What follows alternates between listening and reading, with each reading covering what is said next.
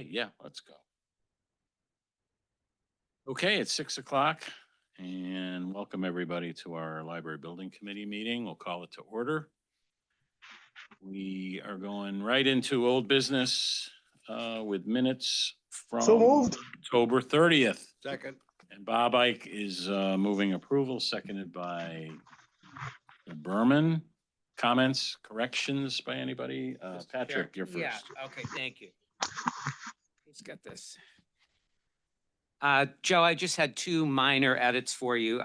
The bullets on the first page where you were going through Anthony's report, there's two that are basically duplicates. So I was wondering if, could you just combine them and just make it into one? It was the one where we were talking about the brick installation arriving in 1 to 2 weeks for the corner pieces. And then I don't remember the exact bullet number. This installation. Yeah, and there's this one, the very first bullet. So it's the very first bullet and then about, 7 up.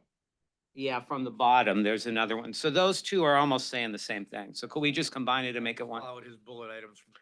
Okay, yeah. Maybe he said it twice. Maybe you did, Anthony. Okay, then one other minor one is when Mark was talking about the line item for the 100,000 on McMahon Wintonberry, that's actually in the contingency. It's not a line item. It was, Page 5, is it here? Is it in this body here? I think, yeah, I think it is. Can I just borrow this one second? Yeah, about halfway down the page. Page 5, yep. Yep. Yeah, okay, I think that's confusing that the 100,000 line item in the budget is the contingency for McMahon. So I just wanted to clarify that. Unless there is. No, that is there is a $100,000 line item For in the budget canopy? For the canopy. Oh, That's what you had said. Yes. okay, I don't, all right, then that's my mistake. I thought it was the contingency that we were using for the. They're both 100,000. Okay. Contingency Um, and the canopy. Okay, I stand corrected. So never mind, just that, the one comment then, Joe, just about the bullets. Okay, thank Any you, other that's it. comments? Bob Berman. Thank you, Mr. Chair. Yeah, on page 3, the second bullet from the bottom, you have the requisition number 16. I think you offered a decimal on the amount of the requisition. You say 122,860.55. I think it was over $1 million, if I remember correctly. Yeah. I don't remember the exact figure, though. I'll find it and fix it. And I have one more. On page 5 at the top, Mark Washington noted that at least for the agent to be extended until May 1st should be April 30th. Nope. Yeah. Well, no, Sharon- Later on in the day. that was But he right. corrected himself. I think he corrected. Well, the Sharon next, did. if you read on, Sharon Yeah, I know. corrected that to the Yeah. 30th. So this reflects what was said. Okay. And I think I'll live up to my mistake there. that's all I had. All right. Bob Ike, you okay with the corrections?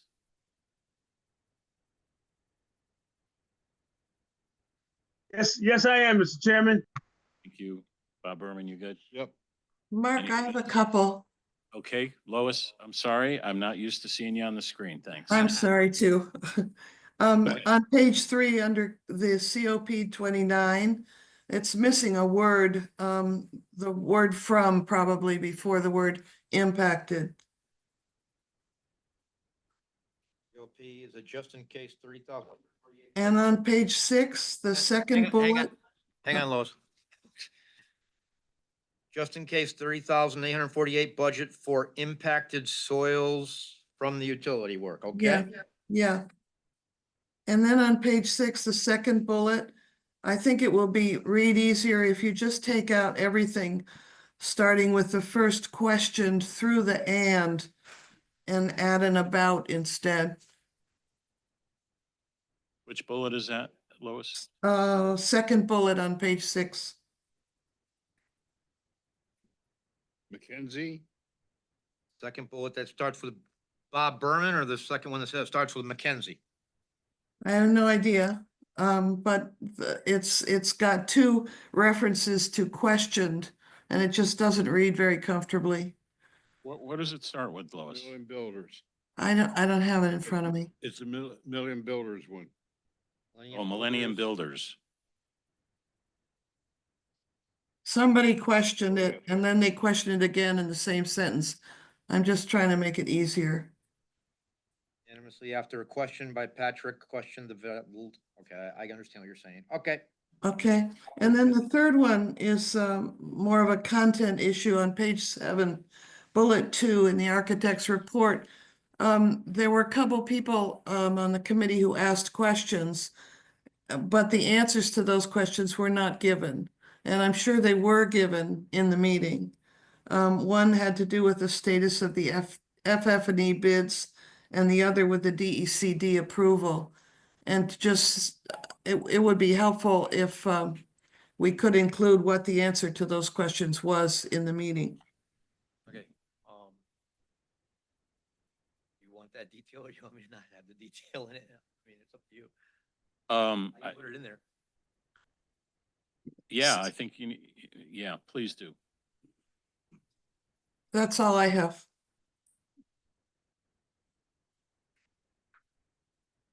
All right. Okay. Anyone else? Bob Ike still good? I'm still good. So good. Mr. Berman is still good. Okay, all in favor of approving the minutes as noted, please say aye. Aye. Aye. I believe that's unanimous. Thank you very much. All right, move on to new business. I know one of the topics tonight is gonna be, our, dealing with our marching orders from town council on renaming, the building, and that will be covered when, Jeff Brown gives his architect report. We can get into that, item. So let's start with, Anthony from Downs, and who else is here? Johnny's here, and I thought I saw Scott as well. You did. Who's going? I'm here. Anthony's going. Just let me fumble around with my computer real quick and I'll get the agenda going. Hopefully everybody could see it. Standard operation, as I say, every single 2 weeks at the committee meeting. We'll start with a general construction schedule update. The new brick selection, as you can see, has arrived on site. This 11/20 date for the angle pieces, which are the shaped brick, I got confirmation this afternoon that it should be here on Monday. It's shipped already, rather than shipping on the 20th. So we're gonna be, hopefully next week, starting to see brick go up on that west elevation and turn the corner to the north. The large wall mock-up for the new brick has been installed. That's still in place. That's still up there. So if anybody needs to go see it, feel free to stop in. Eversource has been on site for permanent power review, and Charter Oak has been in contact or contacted for the existing duct bank vault. This will allow us to make our permanent power connections within the next week or two. So we should have permanent power throughout the building. We have paid Eversource for the transformer fee. So that, again, that should be arriving when Eversource comes within the next couple weeks. Temporary heat should be installed around the 15th of this week, actually, hopefully. If not, it'd be beginning of next week, as we have the permanent gas lines now on site. We had Burns, who is working for Connecticut Natural Gas, on site. They've trenched, they've installed the gas lines, and we have our vertical riser in outside the building. Once we get that meter on, we'll be able to take our temporary heaters, tie them into that permanent gas line, and have some ductwork flowing hot air through the space. This will allow us to continue with finishes and keep the space conditioned as much as possible. Van Zelm has been on site a few times. They have provided their first formal report. That is the Prosser's MEP commissioning agent. Some small minor items that he found, but everything else, he said it looks really, really good so far. Going down the list, Prosser, as I say every week, we're continuing with excavations for the Prosser site, gradings and elevations, mainly around the North and Plaza locations. As you could see, we started pouring. We had concrete pour for the plaza done the other day. We are continuing with the new utility work. That was with Connecticut Natural Gas. Masonry block work is almost complete at the north stair, at stair 2.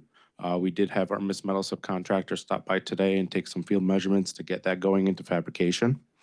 Interior wall CMU within the water and electrical service room has been installed, and as well as the hollow metal frame. Masonry air and vapor barrier will start on the remaining elevations within the next few weeks.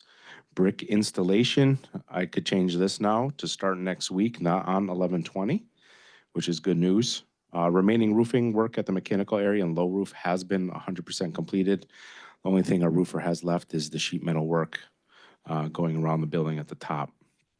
Spray fireproofing has also been completed within the garage level.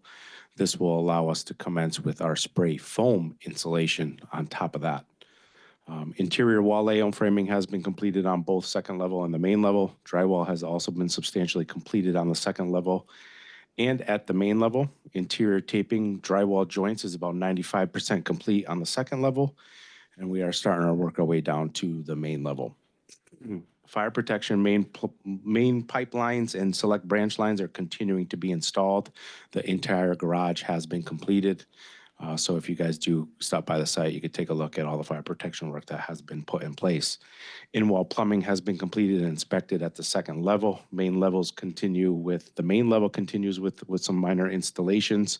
And then once that's complete, we'll have Dwight in to inspect. Gas lines, again, are starting to be installed within the building. I noted above, those are the exterior gas lines coming off the main road into the project site. Ductwork is continuing with installations. Kleberg is back on site at the second and main levels. Ductwork installation is about 90% completed for the entire building. VAVs have been installed and connected to the ductwork at lines throughout. Electrical conduit runs continue and rough-in on all levels in miscellaneous areas. But one main critical component here is the main electrical room has been completed, inspected, and it's ready for our permanent service to be turned on. Down to the Riley lot, some big changes going down on Riley. I don't know if anybody has driven past the site in a few days, but Manafort's made great progress with the subgrade work. That's that last bulleted item here. We have moved all the storage containers off the site. They are gone. The Riley space and spots that were taken up by all these storage containers are now gone, allowing Manafort to complete the subgrade work. Our field office, if you've noticed, has switched sides of the Riley lot. We are closer to the Washbrook side now. That happened today. We had the power shut down. We had all the internet service taken off. We moved our trailer, and we're going to get that back hooked up online, hopefully before our next OAC meeting. The second abutment footing has been placed and rebar has been installed. It actually got damaged the other day by a truck from Manafort. They are also a concrete company, so they're going to take care of the repairs themselves rather than take on a back charge from our concrete subcontractor. Other than that, we should be getting that base and that system completed with hopes that the bridge is coming in probably in the next 3 weeks to be dropped on site, assembled, and then framed over and put in place. Anybody have any questions? Questions for Anthony? Mr. Berman? Thank you, Mr. Chair. Are we having a water problem with that second abutment? No. Okay. It was just the first one that had the subgrade issue with the water. They put flowable fill in like 10 feet of it, got it back up to subgrade, completed their contract work. That was a change order that we got approved a few months prior. As long as the second one didn't have the same problem. Nope. Clerk? You said that we could stop by and look at some work, but I stopped by last week to view the site and I wasn't allowed on site because. We could take you in. You could take a look on Riley's site in the mock-up, but as of right now, I don't believe we could bring you actually up to the second level and through the building. We're working on clarifying that. Okay, perfect.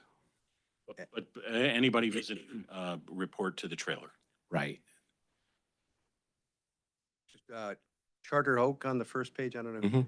Charter Oak is a subcontractor that works with Eversource. It allows them, they are a contractor that taps into the existing duct bank vaults. We can't have our electrician do that. It's got to be through Eversource, through Charter Oak. who's basically a licensed provider to do that type of work. Basically, what they're gonna do is they're gonna blow a hole in the side of the transformer vault and allow us access to connect our electrical conduit to, and then that's it. Patrick? Thank you. Anthony, I just wanted to know, will you give us, when you know it, will you give us the date that the bridge comes so that if, Absolutely. Well, that's It's going to wonderful. be interesting to see that Yeah. be fall right online in place. There's a lot of dimensional items we can't have, we don't have much tolerance, let's say. So it's got to fit like a glove. So that's why it's taken a little bit longer to get that second bridge abutment done to make sure everything lines up properly. Okay. Twice, cut once. Measure maybe- twice, cut once. if you know by Tuesday, then maybe you could. Oh, yeah, we'll solidify. It might not be by Tuesday, but it might be in another couple weeks. We'll Alright. definitely, it's definitely been fabricated. Okay. It's definitely been galvanized, Well, so we saw those. we're pictures, just, yeah. when we say the word, it will come. Thank you. Joe, any hands up for questions? Okay, Anthony, you may continue. All right, I'm going down the list. Requisitions, change orders, everybody's favorite topics. November 2024 requisition is currently being assembled. We're still really early in the game for that, but some subcontractors have provided it already, projection out to the end of the month. Budget and pending COPs. We're continuing to track COP 29, which is the impacted soils from utility work. The budget is 30,848. Right now, we did hit some soil that was a little bit stinky with gas. This was a few weeks ago that we had Red Tech take out of there. Wasn't a lot, so that number might be adjusted accordingly. COP 34 DOT paving requirements. I'm going to take this off the list. The DOT permit from Manafort takes us all the way into the end of next year as well. So we're going to worry about that sometime in the spring. It's not a lot of work. And we are trying to make that go away in its entirety. COP 35 is the plaza entrance modifications. I'm still showing a $20,000 budget, but I think that's extremely conservative. I think that's going to go down. Manafort doesn't have much work there. We do have a cost from our mason and a small minor cost from our concrete subcontractor for additional rebar. But other than that, I think it's gonna drop probably by half. COP 36, the Washbrook invasive erosion controls. I still have to touch base, Glenn, with you on that one to see what scope of work can be done provided by you guys before I turn it over to my subcontractor. So we'll touch base on that. COP 37 is ductwork modifications due to the overflow drains. Based on our RFI response to 172, I'm just throwing a $2,500 budget in there.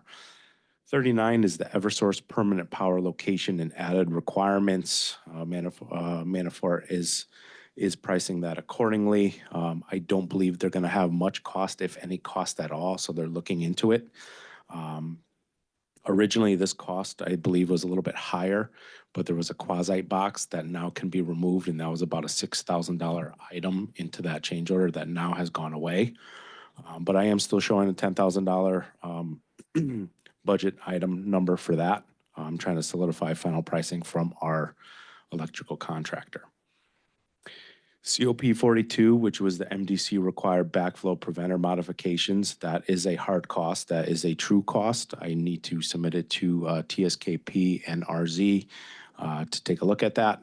But that was an MDC backflow requirement change that they brought to the table last minute. COP 43 is going to be it's going to be no cost to the project, but it's going to be our first exchange of money for our premium time allotment that we have in our GMP for subcontractors that we have issued premium time to move forward with. That was our drywall subcontractor, our site work contractor, as well as our roofer. COP 44 was unforeseen utility conflicts under Tunxus Avenue. We talked about this at the OAC. Again, I have a $47,000 budget line item in there for all the unforeseen conditions and duct banks and things and congestion underneath the Tunxus Ave roadway that was not shown on the call before you dig as-built. So we got into the road to make those final connections for the utilities, and there was a bunch of items in the road that kind of hindered the process, and I would say, in a timely fashion for Manafort to complete their work. So it was an extra night of police detail, a few extra nights of police details, more MDC inspectors, more DOT inspectors, so on and so forth. But we're still trying to gauge that. But right now, I have a budget of $47,000 for all that premium time shift work. That was all the road work that's been happening at night. With all that being said, all the numbers above, we have a contingency update of $476,561. All right. Like I said before, for contracts, for instance, our standard demolition who did our demo and abatement, they have an unused contract allowance of almost close to $26,000 that I like to reconcile and bring back in. Obviously, we're not going to have any more abatement work at this time, but it's also nice to get that back into the owner's contingency side of things, as well as reconcile that contract out. Official COP that I didn't submit to Joe today, and I did talk to Mark prior to this meeting, was for that additional concrete sidewalk work that wasn't part of the contract scope of work. But we do have a cost from Manafort to replace that sidewalk and to complete that area while they're in right now working on that sidewalk on that location. We figured, bring it in front of the committee. Let's see if we could get all the sidewalks matching. It's about 470 square feet of new sidewalk that we're looking to put in place. That wasn't originally part of our contract. Manafort did work with me a little bit today. They brought their cost down to around $13,000 or $12,600. So that 13,043 that you see is our overhead and profit and our markups in there. So we're looking for a conditional approval to proceed with the replacement of the existing sidewalk that was supposed to remain in place just due to the sheer condition of it. I think I could pull up a, let me see here. So my understanding is essentially all the sidewalks along Mountain and Tungus were going to be removed and replaced, except for this section along Mountain Road, which was it was in good enough condition apparently when we went out to bid that we thought we could save some money and leave it, but it's not in good condition. And so to complete the sidewalk work, it's recommended we, do it, and then we'll have 100% new sidewalks around the building.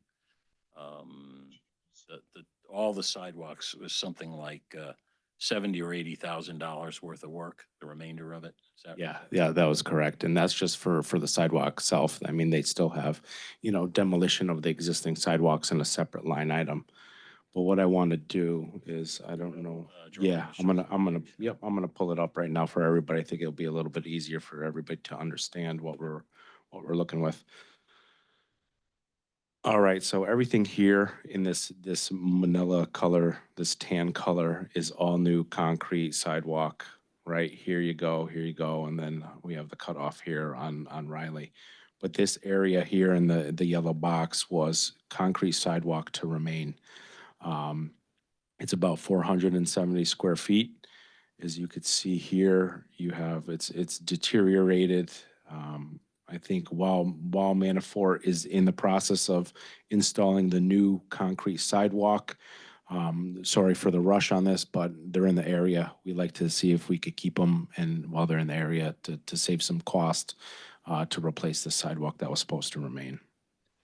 Anthony, that includes restoration of the grass areas too, which I know wouldn't be till the spring, but just. Yeah, I mean, I think I could look through our landscaper, but I think they would own that anyway, regardless of it. They're not going to leave that grass there just because the sidewalk was supposed to stay.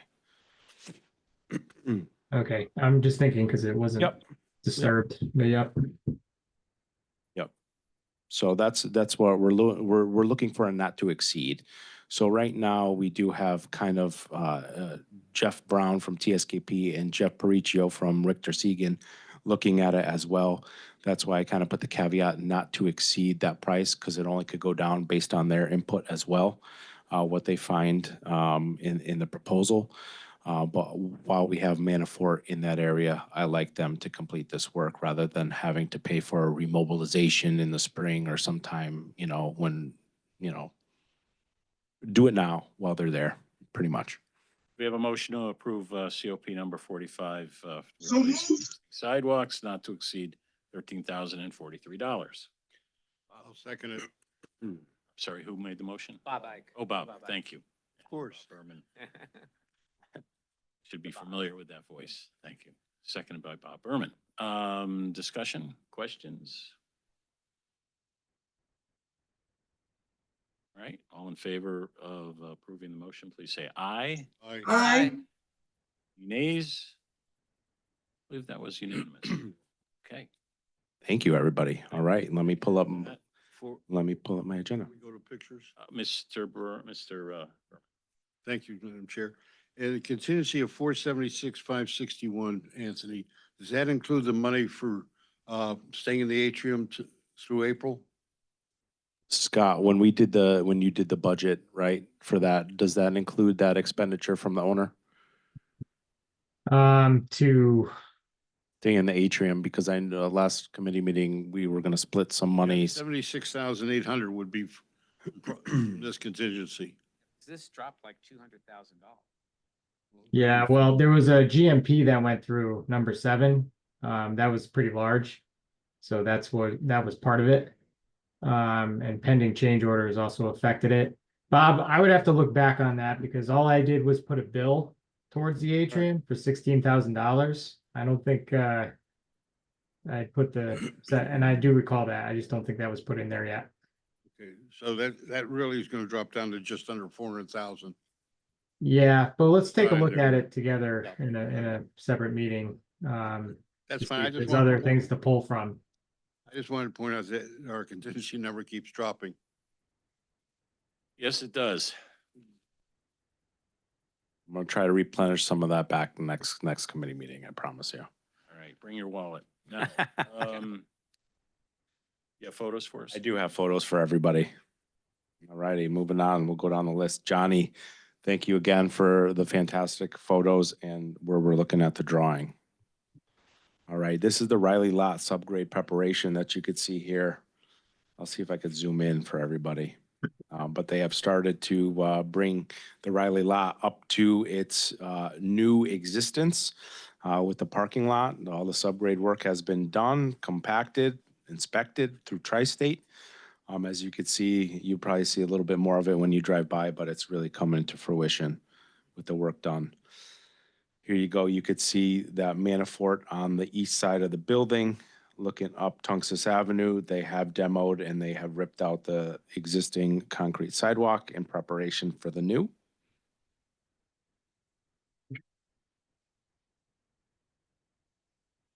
We have progress on the second floor showing drywall taping and finishes ongoing. We actually have started priming and painting the walls up there as well. Progress in the main atrium space. Second level continues with taping of the walls. You could see there, it's all final coated. If you went up there recently, as of today, you would see all this area primed with white paint. First floor sheetrock continues to be installed. Building officials continue to be responsive in inspections for all the interior wall roughing. That all has passed. That allows us to start sheetrocking the walls and closing the walls in. We talked about before the CMU completion on stair 2, which is the north of the building. I had my Miss Mellow subcontractor in there today, field measuring, getting ready for the fabrication of the stair 2. And just an overlook view looking from the second level down at the main level. As you can see, we have started frame and box out of the rain leaders as of today. That actually has been sheetrocked, and we are going to start the process for brick installation. Anybody have any questions? That monumental stair is close to being. Yes, that should be, they started laying it out today. Great. Yep. Questions for Anthony? Mr. Berman? Just a comment, when I look at this last picture, you can visualize I can visualize what we're going to see from that second floor, looking out through the glass. That's going to be awesome. Yeah. I got some good news too, actually, at the end of the day today, that our glass and glazing subcontractor is going to be installing the aluminum frames on that large curtain wall east elevation within a week and a half. So he'll be here probably for a couple weeks installing. He'll be out the field measure for glass, and then you'll see glass about 2 to 3 weeks after that. That's a big milestone for us to close up that elevation. That's a big one. Great. Questions for Anthony? Any hands up, Joe? No hands. Okay. All right. We thank you very much. And let's go on to who's next? Glenn is next. Hey, good evening, everyone. Let me Want me to just, bring them up or are you gonna? I'm gonna share my screen first, Joe, and then I'd like to do the PowerPoint first, talk about the budget, and then if you could share your screen, Joe, for the invoices and so forth. Let me just share my screen quick.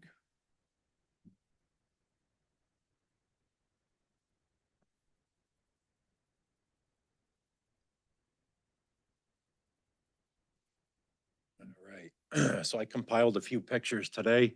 This was all activity going on at the library today. We started trenching on the south side for the EV charging stations.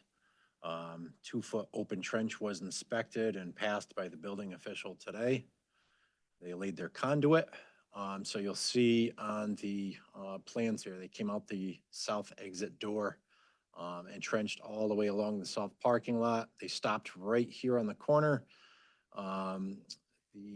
And they will, so our open trench was approved and they will finish off trenching tomorrow for these EV charger bases. So the larger base is the Atom, it's the power panel. It's a 200 amp service that goes to this first structure. These smaller bases are for the each individual 50 amp dual port EV chargers for these spaces.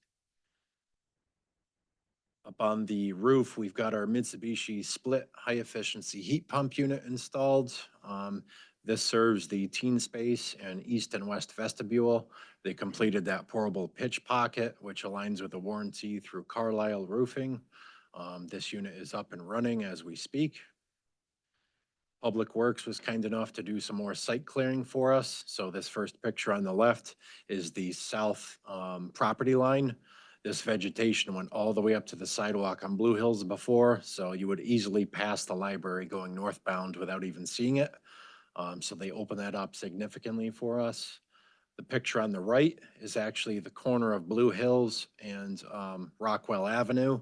There was several dead trees that were taken out, so the whole front of the property is open right now. We salvaged that extra park sign from 330 Park Avenue and placed it on its base perpendicular to Blue Hills Avenue at the end of our new sidewalk. So we had Public Works place that for us actually 2 days ago. And so signs of all kinds, they are working on refacing a new sign to read McMahon Wittenberry Library for our park signs and the wayfinding signs that has been relocated on the Rockwell Avenue side on the island in our parking lot. There was no signage on Rockwell Avenue before, so we thought it was a nice move for the existing wayfinding signage. And then in the staff room today, John Filaramo started the rough-in opening for the picture window installation. So the interior work was completed. They made their exterior cut today. They couldn't quite finish the day, so they will be back tomorrow. And that's all I had for pictures for updates today. Let me hop over to the budget real quick.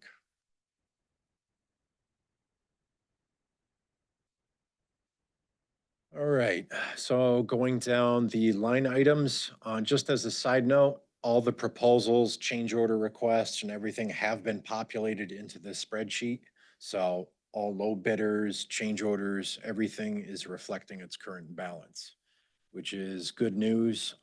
So we are still under budget by just over $9,000. And I am still awaiting that Eversource rebate check for $22,500, which brings us to $31,000 and change on top of the $100,000 contingency. I do need to make note how much of that $100,000 contingency is going towards the lease extension at the atrium. But all in all, we're in good shape with the contingency. The real items on our plate right now, open for discussion, is the landscaping budget. $75,000 was put aside for the total landscaping right now. So that's the children's garden and all other vegetation in the front by Blue Hills Avenue. And then the main entrance canopies. So it's still up for discussion whether or not we're going with one or two of these architectural canopies. I am waiting on pricing right now. I did solicit Millennium Builders for the cost of the footing installation, which will help further our conversation. We're gonna go with footings at both locations and go with one canopy or both footings and canopies for east and west entrances.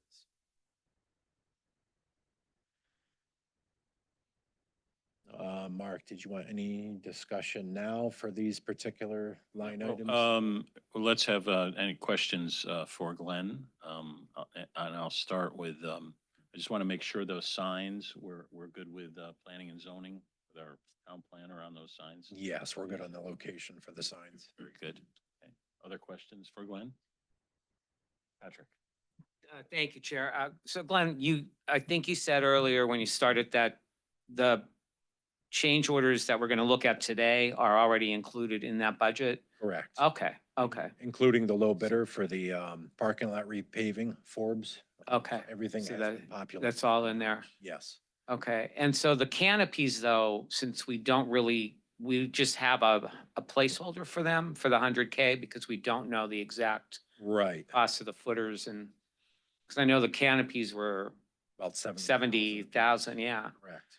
each. Mhm. So the footing work that you mentioned, the concrete, would have to come in under 30 for, Right. I to was do one. expecting around 30 for Okay. one footing. so Yes. that 100's pretty accurate for one canopy with the footing. Correct. Okay. Thank you. Mr. Berman? Thank you, Mr. Chair. Glenn, we still have the 100,000 contingency there, or has part of that been used? That it is still there, with the exception of the 19,200, I guess, going towards the lease extension. Yep. At the atrium. So that money is still on the table as well. All right. Thank you. Other questions for Glenn? We do need to, I think we need to have Richter and Segan look at the children's area for us. And see what we want to do there, compared to what was on the original bid documents. So, Mark, I'm having trouble hearing you. I'm sorry.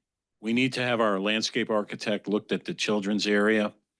We have, a full set of drawings of what was originally planned there, and see, how and if we want to modify that, going forward. So Jeff, can you, get involved with that for us? And, Yes. bring that to Richter Segan? Yes, I'll do that. Because that $75,000 budget would theoretically include some designing services as well, if we want to, depending on what we want to do with that. I think we all place a lot of importance on that area, so we want to see it done correctly. Agreed. Yeah, so until we have, that design and the missing numbers on the canopies, I don't think we can make any further decisions on those things. But that landscaping number would also include plantings. And I'm not sure, Glenn, how you envision us designing the plantings? Do we need our landscape architect involved, or is that as something Public Works wants to address? I'd consult with the Combination? landscape architect. I did actually reach out to the Bloomfield Beautification Committee Mhm. as well, because they do so much beautiful work in town. They are definitely stretched thin right now. So they really couldn't take on a scope like that, but they did, say they'd be willing to sit with us once a design was proposed to go over the, species, variety of plantings and so forth. So it's easier for us to maintain going ahead. Okay, well, we have a starting point. We have bid documents that showed new landscaping, so that would be our starting point. So we've got Richter and Segan, and then DPW also has 10 on-call engineer firms as well that we use. Okay. So we've got a lot of options. Okay, but not a lot of money. A lot of Lot of options. options. Not a lot of money. Yeah. Okay. All right. Okay. Any other questions so far for Glenn? All right. Let's, Please. you've got, go ahead, Patrick. Just if Glenn, would you be sending that budget sheet to Joe so he could distribute it to the, Absolutely. yeah, Yeah, thank you. please. I'll stop sharing the screen now, and then Joe, if you want to share your screen, we can start tackling all the change order requests and invoices. We'll go quick, I promise. Okay.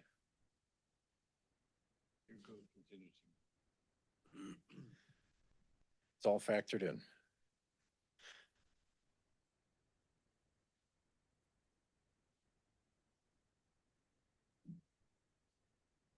Okay, so the first one was from Anderson Electric. This is actually the proper raceways for the Connect Track system. So the originally proposed connections were through the wall. These are mounted on brick in the locations they're going in, so that wouldn't work so hot. So, so this is for the actual correct raceways to run down the wall in the adult area. I'll move approval of change order from Anderson Electric, the amount of $3,915. Moved by Mr. Berman. Do we have a second? Second. Second from Patrick. Questions, comments? All in favor? Oh, Clark, I'm sorry. You get the microphone by. So when this was designed, it wasn't envisioned that it was going to be on these brick walls? This is, Question for Glenn. Yeah, the specifications, the Connect Track adapters, I guess the wrong spec was in the bid. So I was going with what I was provided for the Connect Track system, but yeah, essentially it was proposed to be on brick, so it was kind of an oversight with those connectors. So there's just additional raceways that need to run up the wall. their raceways replacing what was specified, is that what you? Right, okay. And, because it was supposed to be concealed in the original thought. Yeah, so it's gonna be on the surface. Which isn't a huge distraction, honestly. One of the columns that it's on, that was proposed to be bare by DSKP, by Abby, we've actually painted. There was so much stuff on those columns to begin with, so it is gonna blend in rather well, actually. It's not gonna stick out or take away from the interior aesthetic. Good. Any other questions? All in favor of the motion to approve the Anderson change order request, please say aye. Aye. Any nays? Motion passes. Next.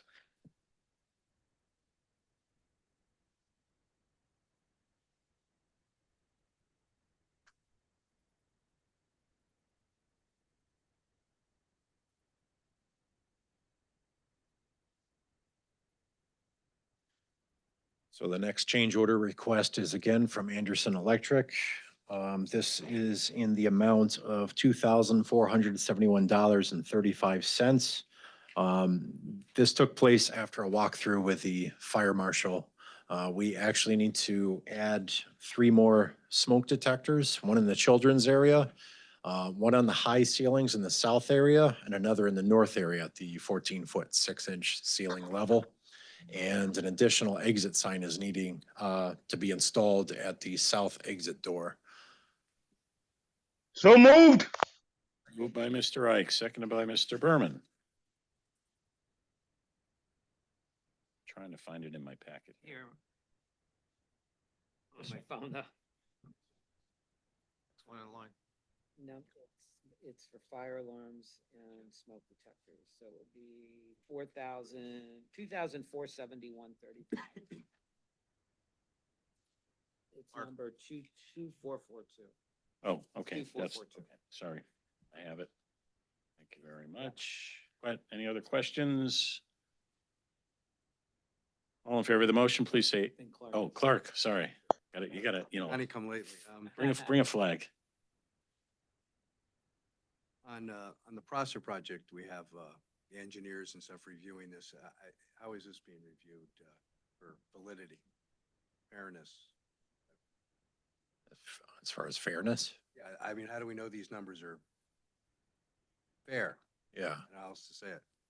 Well, he already priced out on his bid, the cost of, smoke detectors and so forth. So these are unit prices? This is an addition, right, right. No, I'm just saying, how do we know that these prices provided now are fair, or reasonable? I believe he shows the price and then the markup. I mean, nothing stood out to me from being in facilities for 15 years. That was surprising, you know? Okay, so it's broken down enough that, Yeah, I'm comfortable with it. Yeah, I think it's a fair price, and then Anderson, you know, he'll reflect his markup as well. they're not big numbers, so. And we do rely on Glenn, to make sure there's enough information here and he's satisfied with the costs. Other questions? All right, all in favor of the motion, please say aye. Aye. Any nays? Motion passes. Thank you. Next, please.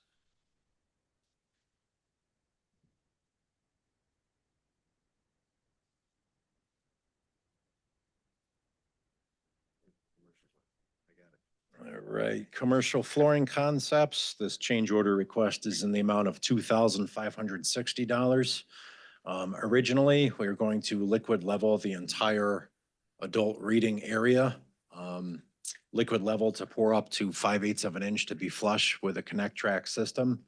However, commercial flooring subcontractor came in and he's got a more durable solution for that area.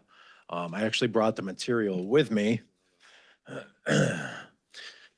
So it's a hard plastic wedge material. It's gonna butt right up against the connect track system on the floor.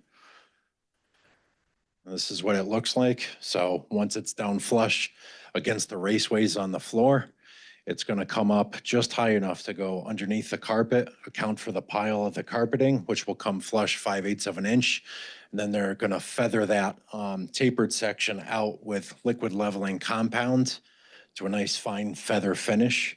So this material, as opposed to like the MDF panel that they originally proposed, is gonna hold up a lot longer. So with furniture moving, and that is a multi-purpose area, that's why we went with a connect track system. But this is a better alternative to liquid leveling the whole section. So moved. Okay, moved by Mr. Ice, seconded by Mr. Berman. Questions? Good. All in favor of the motion, please say aye. Aye. Aye. Any nays? Motion passes. Thank you very much. Next.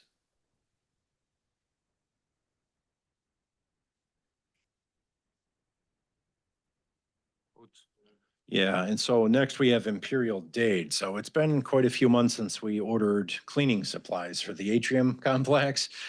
So my facilities manager gave me this quote to carry us through our lease extension. I can't honestly remember the last time we ordered supplies. It was a bulk order, so he said we're Right at the definitely. beginning of the lease. Yeah, so this order, I did ask Matt if this would carry us through the end of the lease extension. He guaranteed me that it would. So for those cleaning supplies, it was $846.33. So moved. Moved by Mr. Ike, seconded by Mr. Berman. Questions? All in favor, please say aye. Aye. Any nays? Motion passes. Thank you. I think they'd be unhappy with us if we didn't supply at All, least, all in favor of the paper goods. toilet paper to the library staff, right? Okay.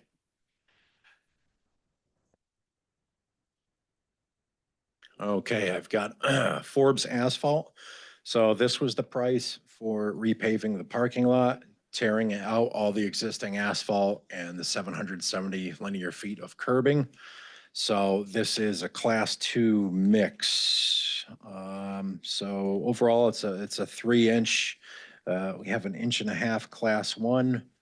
And then the top course is a class 2, 1.5 and all new Cape Cod curbing. So this is the work intended in April. Ideally, we were gonna line this parking lot repaving up with the canopy installations if we could. So the lead time kind of pointed towards April. I'm hoping we can coordinate that. Forbes was the low bidder. These are all apples to apples quotes. They were the lowest at 75, 298, 30 is for the paving, plus the small asphalt sidewalk replacement on the parking lot island for $2,717. That brought us out to 78,015 and 30 cents. So moved. All right, so this would be a motion to enter into contract with Forbes Asphalt. Did you want to see the other two, Con? Yeah, we can present the other two, sure. Yeah, we've got two other Yep. bids. This is the low bid, and I know you had, last time we looked at the budget, you were carrying $91,000 for this. Right, and that's been adjusted to reflect the 78,015. Right. There's Questions? Magliari's.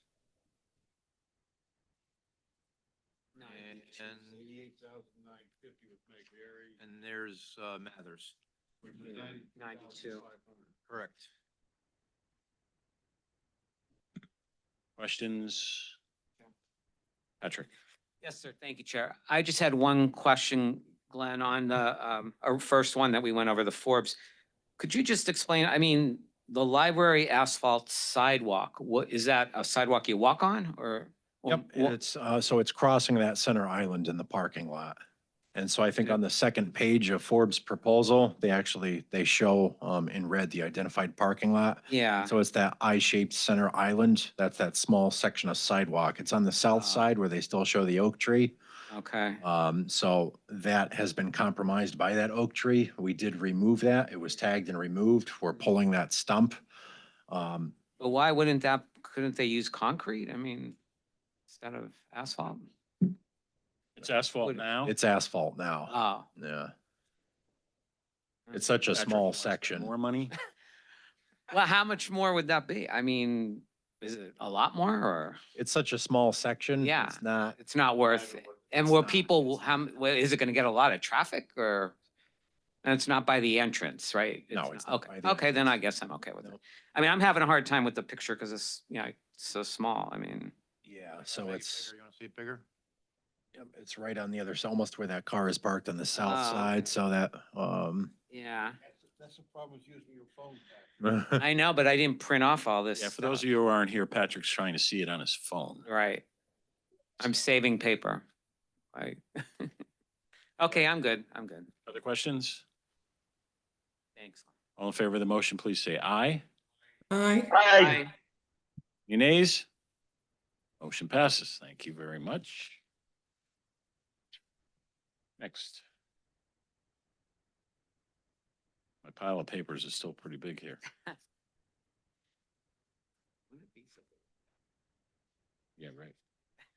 And then for Mackenzie Painting, that was an additional scope of work for $5,500. That's to address all the mullions and convector covers in the adult area. So all the original worn wood trim, the mullions around those picture windows, they would prep, sand, and finish coat, put top coats on all of that trim and the convector covers. Otherwise, it's going to stick out like a sore thumb. Not in the scope they. No, it was not. So moved. Moved by Mr. Ike, seconded by Mr. Berman. Questions? I have a question. Go ahead, Um, Melissa. it seems sort of as if somebody walked in, looked around and said, okay, 500, $5,500 for this. There isn't any definition of how many windows, how many covers I understand it's a small job, but it just looks sort of offhand to me as do some of the other small amounts that we approve.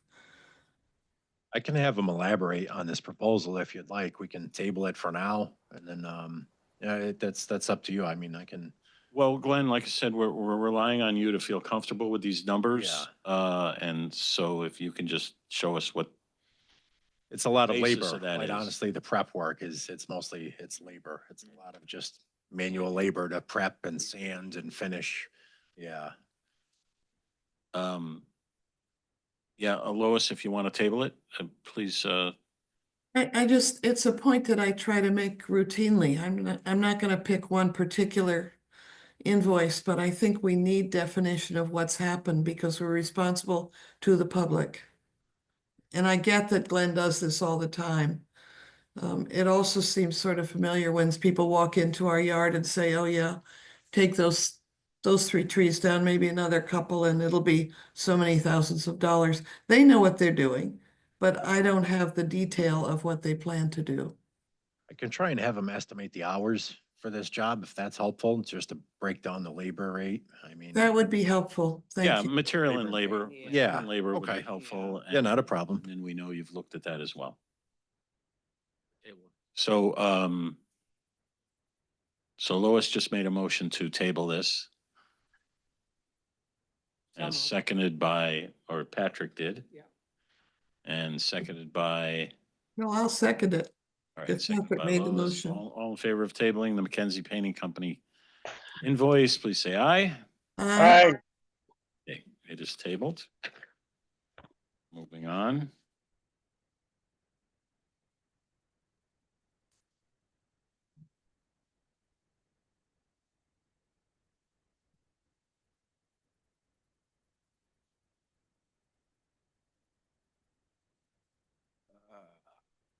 Global Pure, which one is that?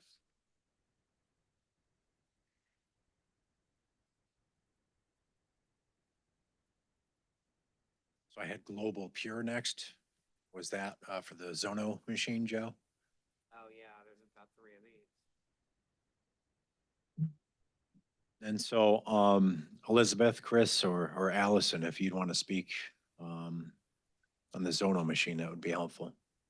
Yes, so this is part of the technology scope. And the Zono machine is, we currently have one. This will be the second one for the McMahon-Wittenberry location. We went and received 3 quotes. I'm not sure, is this the lowest one, Joe? This one is. I think The so, lowest yes. was This is through the lowest Zono. one, the 24, yes. Yes, The other one was literally the same, the other one was literally the same pictures, almost the same information, and it was 11,000 higher. And the other one was another. The other one was another 5,000, no, it was 5,000 difference. So 24, 870 through Zono Technologies was the lowest. this was the lowest bid that I have showing. And also there's a charge for inside placement with card assembly of $1,770. We can nix that because I can have facilities do the setup and unload it with a forklift and so forth. So we can actually knock off that additional charge. So we're looking at 23,100 for this Correct. item. Do we know how that compares to our budget? I have a tech budget I can share. I wasn't sure how we were gonna do this, so I can share the context of where all these things fit. I can share my screen, Joe, at some point, and because we have a couple other technology items tonight. Yeah, Chris, in terms of the budget, you're okay with this 23,000 for this item? Yeah, we wanted to get them to take that out completely, but yeah, 23-1 is what we're looking at. So moved. All right, moved by Mr. Ike, seconded by I'll second it. Patrick. Second. Discussion, questions? Mr. Berman? Thank you, Mr. Chair. You already have one unit. Why do you need a second unit? Why can't you just move the, I presume we're talking about computers and tablets, that type of thing going through this cleaning machine? it's actually, library materials, technology, everything. It's a machine that's used on a daily basis to disinfect items that are used in the library of all kinds. Okay, so you're gonna keep the current one, but you're adding a second. Correct. The current one is going to Prosser, and this is the one for McMahon-Wittenberry Library. All right, thank you. Other questions? Mark, I have a question. Lois? Maybe I'm misunderstanding. It looked like there were 3 separate machines, all the same thing. Were the other two invoices, the other two that were rejected? Yeah, Yes, so we, three bids. So We we're had to buying do- only one. correct. Okay, thank you. Other questions? All right, all in favor of entering into contract with Zono Technologies for $23,100, please say aye. Aye. Aye. Any nays? Motion passes. Thank you. Next.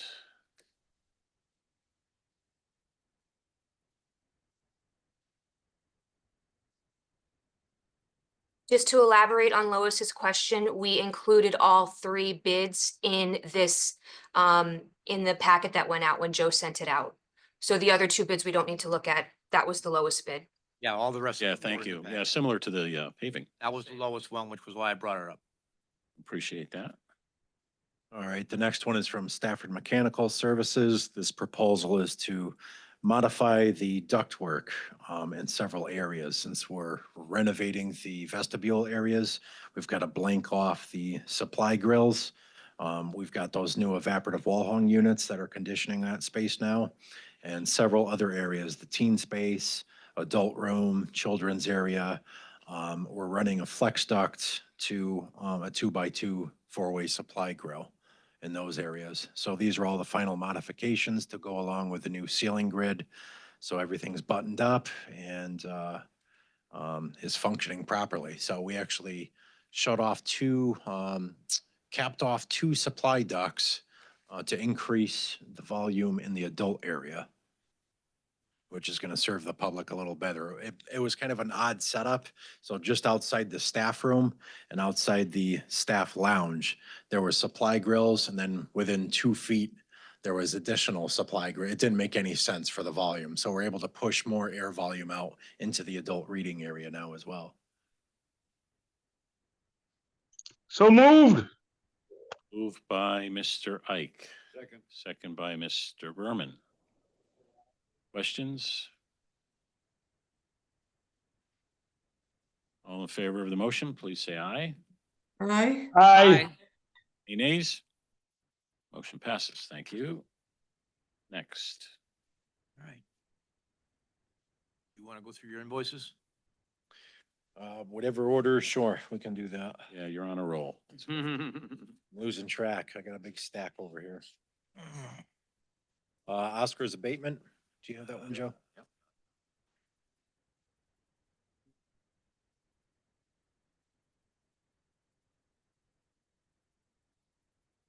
All right, so the invoice for Oscar's abatement in the amount of $7,000. This was for the abatement of the blown-in vermiculite in the exterior wall in preparation for the mason rough opening. So moved. Moved by Mr. Ike, Second. seconded by Mr. Berman. This is as per contract. As per contract. Questions? All in favor of the motion, please say aye. Mark, Oh, Lois, I'm I'm sorry. sorry. This is another place where there's very little detail. What This is the as per size? contract, Lois. This is not a change. This is, they're fulfilling their contract. There's an invoice for what we've contracted them to do. So all the items specific were called out on the. Okay, that's what I needed to know. Thank you. Rob. Other questions? All in favor, please say aye. Aye. Any nays? Motion passes. Right, because we switched over to invoice. Yeah, we switched over to invoices from, And then the second invoice from Anderson Electric is for their progress on bid 1145 for the major electrical renovations in the amount of $110,000. So moved. moved by Mr. Ike, seconded by Second. Mr. Berman. Thank you very much. Questions? Again, this is for contract work. All in favor, please say aye. Aye. Aye. Any nays? Motion passes. Thank you. Next invoice. That should be it for invoices. Later on. We've got more technology. So we've got the Got a remote couple locker technology ones system. now. We've got the bibliotech. Ah, okay. All right.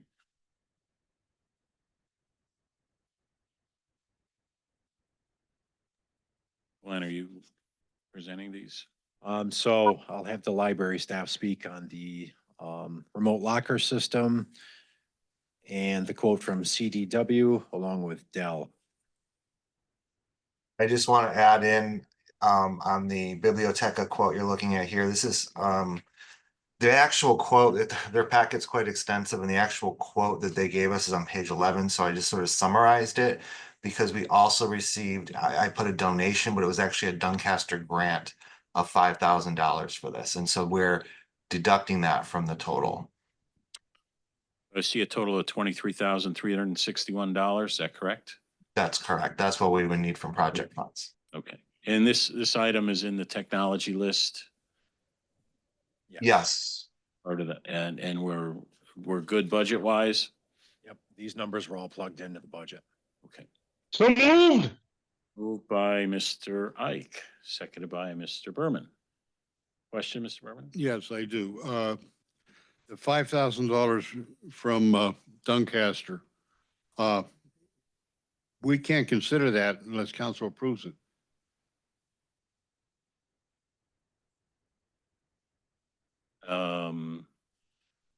I don't know if that's got to go on an agenda for. Council, That sounds correct to me, actually. I think There's a lot of strings attached with Yeah. donations. I think we need to approve the 28,361.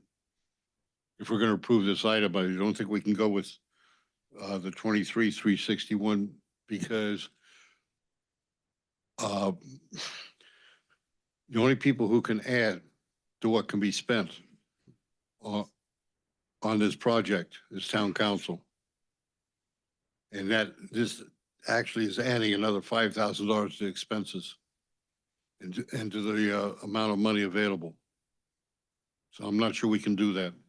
All right. Mr. Ike, you okay with amending your motion? Yes, yes, sir. Yes, sir. 28,361. Bob? Yes, sir, Berman, you Mr. good? Chairman. Okay, all right. So we have an amended motion. Any other questions? Patrick?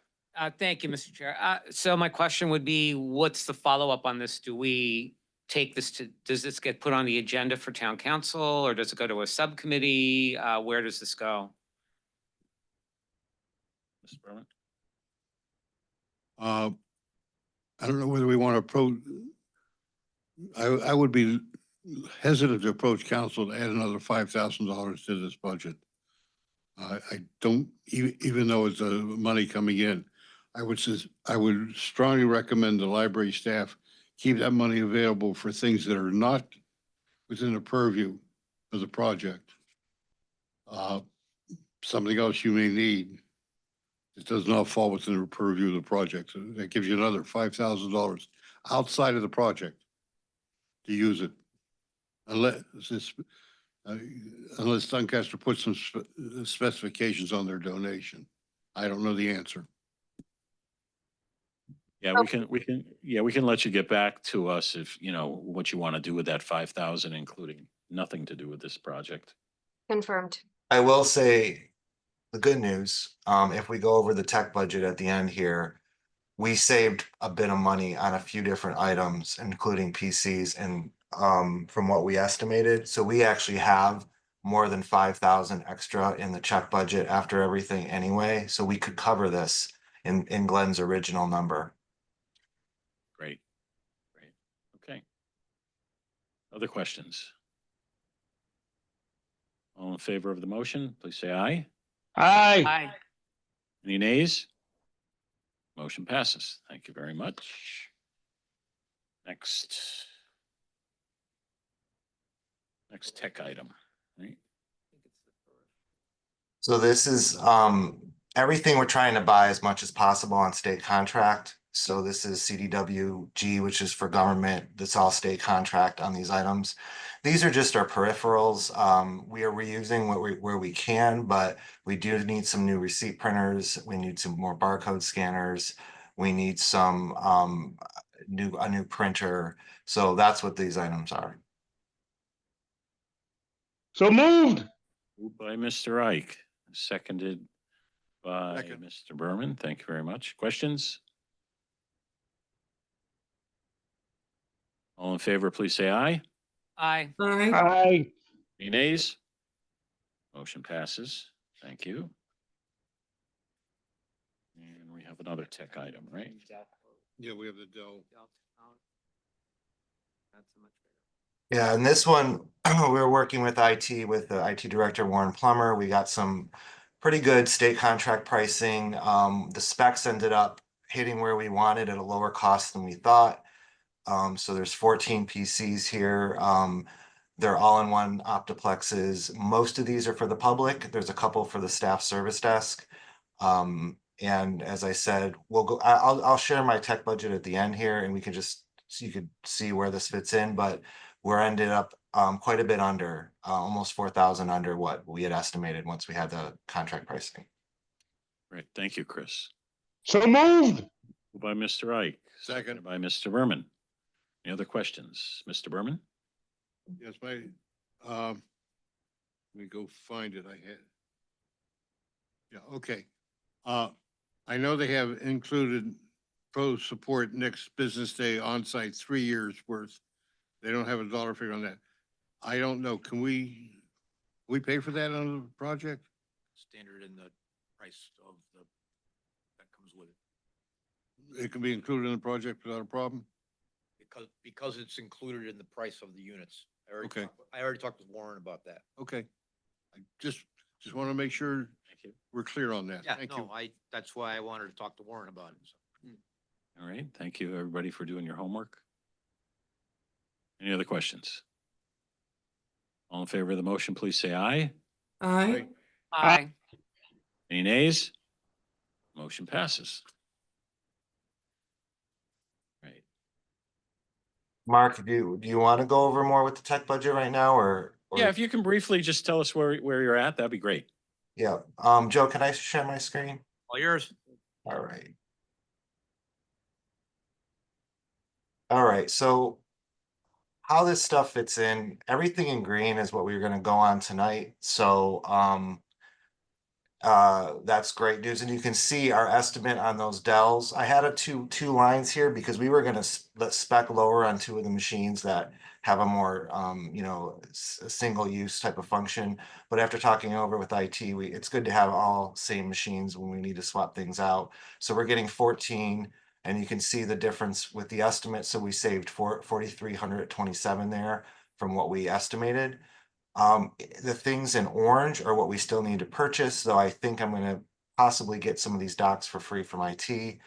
And then the things in white we already have, we're reusing, we already have on site. So here's the peripherals. We've actually knocked out everything here, so there's no more peripherals to buy. The audio visual package, I'm hoping to get together for the next meeting. Again, trying to do all government pricing on it, contract pricing. Here's our special tech we did tonight. We saved, I didn't quite calculate that, about 2,000 from the original quotes. And then working with IT and a consultant, we're gonna start getting some of the switches we need. And I was hoping to get the patron counters in time for this meeting, but I'll have them for the next meeting. And that would really wrap up the IT. The rest of it was in the base budget that Glenn already has calculated with the wiring and everything. So we're in pretty good shape. And so we've saved 6234. Well, until tonight, we had 6234 saved from what we estimated. So we were down from 112 to 105, but then we're gonna have to add 5 back if we don't use that Doncaster money, but we're still on budget. Great. Great. Questions for Chris? Clark? Can we get a copy of the, this sheet? Yeah, would you send that in to Joe for us? Yeah, I'll send it to Joe and I'll just make one little tweak with this 5,000 that we just, put back in and make sure it's all on, all square. Great, great. I'll wait till I Thank you get for most of them, approving I'll this. send them out together.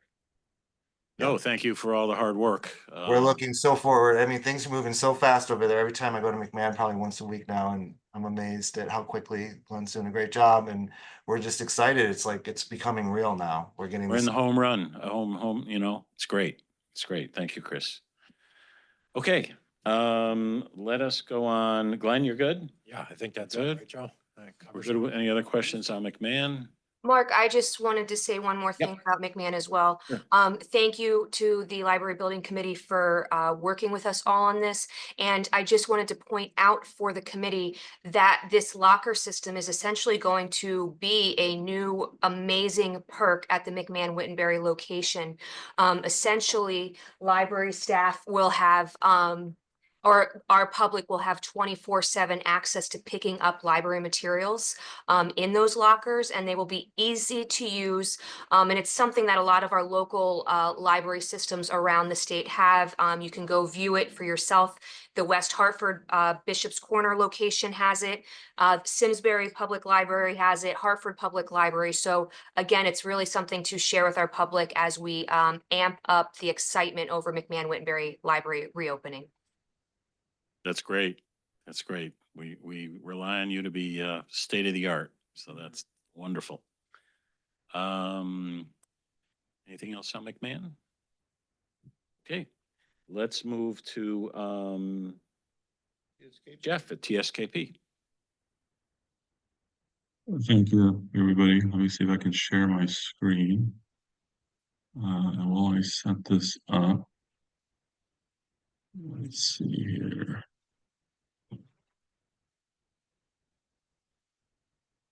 So I guess the first thing I should say is that there's still some trickling in of RFIs and submittals that I'm working with the team at Downs and trying to get those out as fast as possible. Still, it's expected. There's always things that may be trickled in, issues that come up. So we're trying to be proactive and get those things answered. That's taken some time, but so far so good.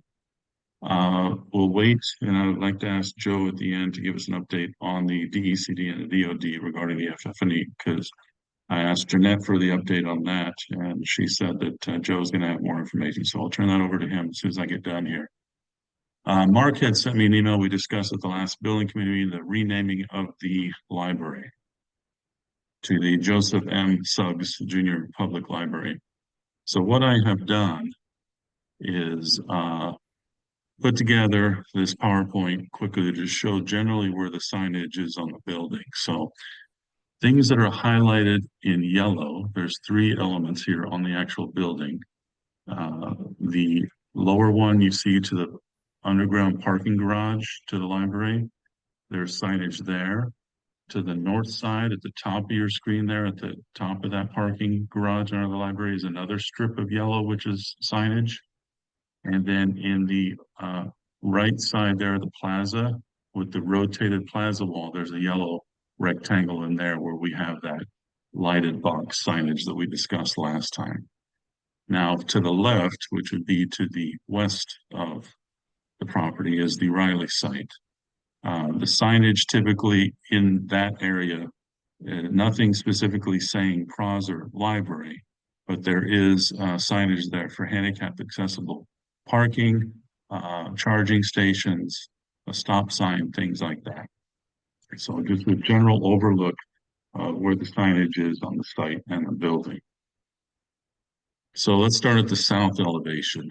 This would be facing as we all enter the site of that side of the building. So you'll see on the upper left-hand corner, we have some signage that says it's been a placeholder. This has been put in the elevations from day one. So my assumption is that this was already decided upon, which is why the text is the way it is. Not to say that it can't change, and that's why we're having the discussion, especially with the renaming of the library. So on top of the parking opening there underneath the building, we had Bloomfield Public Library parking. And then to the right side at the plaza wall, we had Prosser Library. And let me just go through these and I'll open up for discussion.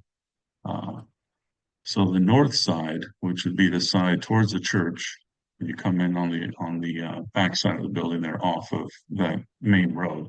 The north elevation had similar text, Bloomfield Public Library parking, and that just occurs over the opening to the parking garage currently. The Prosser Library sign, again, as we discussed last time, or maybe 2 meetings ago, originally just said Prosser Library, and it's a long rectangular box that is lit up from inside. what I have done since then is I looked at the names, trying to think of different ways to change the naming of the plaza wall. And this is what I had time to do. I didn't do anything with the parking openings or anything else, so that's going to be open for discussion. So I had written out the entire length of Joseph M. Suggs Jr. Public Library, which would increase the length of that signage on the plaza wall. And as I go up, you'll see that I've shortened the names to 3 or 4 different options and different things that we can have a discussion on. And I believe that's it for the exterior. Now, the interior, I have to remind everybody that above the reception desk there, behind that wall, we do have the original Bloomfield Public Library logo, which I have revised and resubmitted in the submittal, which was the light blocks, translucent panel signage that was going to go up above that reception desk on the wall. Yeah, I believe that's all I had on that. So let me go back to the beginning and then we can start the discussion, I guess. And we'll open it up for what everyone's thinking as far as the naming, what should go where, and what the text should say. Elizabeth, I know you've been thinking about this for a while. Maybe shall we start with you? Okay, thank you, Chair.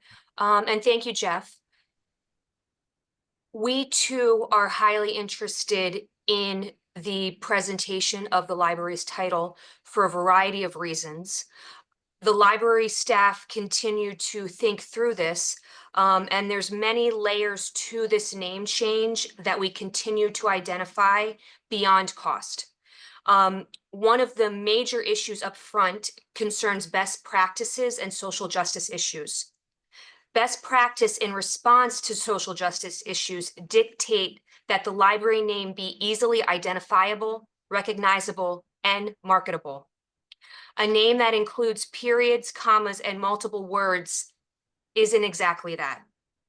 Ideally, only the umbrella name for the library would include the word public, with the location name of the library being simply Suggs Library. We could elaborate more fully on the Joseph M. period Suggs, comma, Junior period library on our website. But in terms of usability and visibility on the exterior, we think that we should stick with the current convention where the umbrella name of the library is Bloomfield Public Library, with the location names being Suggs Library for one and McMahon Wittenberry Library for the other, and BPL Online for our digital location. We looked at other library naming convention systems, including some of our partners who use best practices, specifically Hartford Public Library, who is most notably a member of the Urban Libraries Council. The umbrella name for Hartford is, as we know, Hartford Public Library, exactly like Bloomfield Public Library. Their location names are all 2 words, and their main location, being the location that we all know on Main Street in Hartford, is simply the Downtown Library. 2 words, Downtown Library. Their other location names are Albany Library, Barber Library, Dwight Library, Hopkins Library. So again, that very easy, recognizable language so that all members of our community can easily recognize the library. So henceforth, it is my recommendation that on the exterior, that sign simply read Suggs Library. And that being said, have it be big enough that you can easily see it from multiple directions. So having, and I know that this is something that Jeff has been thinking about, but having it situated in a way that when you're coming down and that name is really embracing you and inviting you in. So that's just a few of the ideas that we've been thinking through. Again, this is still new to the library staff, and we still continue to investigate and look into this. But we are hoping to use best practices and social justice as guiding markers as we continue down this path and figuring out what the best solution is. Okay, so, well, why don't we talk about that, main lit sign on the wall there, that under the contract documents now says Prosser Library. More discussion on that? Mr. Berman? Thank you, Chair. Elizabeth, yeah, I hear very clearly what you're saying, and I would normally be in favor of it, but I have a concern, and that concern is what council did was they spelled out what they felt the name of the library needed to be. And if council's comfortable with shortening it in any of the manners you're suggesting, I don't have a problem with it.